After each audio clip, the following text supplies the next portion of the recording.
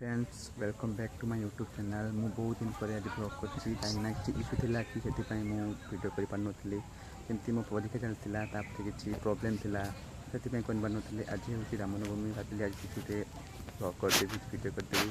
आज रामनवमी रे मो भणजा गोटे राम चित्र काटिछि चलंतु आपन देखौछि केते सुंदर हेछि चलंतु। ये मो भणजा गुड्डू देखंतु ता मुंडर काने कोन पसिछि आज रामनवमी रे कला मु राम को चित्र काटिबी। मु हो ठीक अछि काट सी एत भल चित्र काटे बोली तो मुझे देखी नी के भाया मुझे ये चित्र काटी पारि के सुंदर भाव चित्र काटुची निजे काटुनी तो मोबाइल देखी काटुची तथा भल चित्र काटी पार्टी। तो देखु बहुत भल चित्र भी काटुची सुंदर भी देखा रही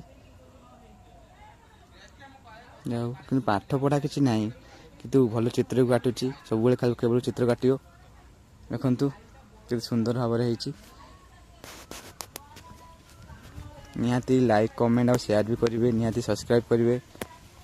मु बहुत दिन पर वीडियो करछि किछि दिन पई मो वीडियो रही जाइथिला मु करि पार नथली जेतु एग्जाम चलथिला अलगा किछि इश्यू भी थिला सेति पई मु वीडियो करि पार नथली। जे भाबिली आज रामनवमी रे वीडियो कर देबी। देखंतु केते सुंदर भाबरे से चित्र काटुछि देखि पारथिबे।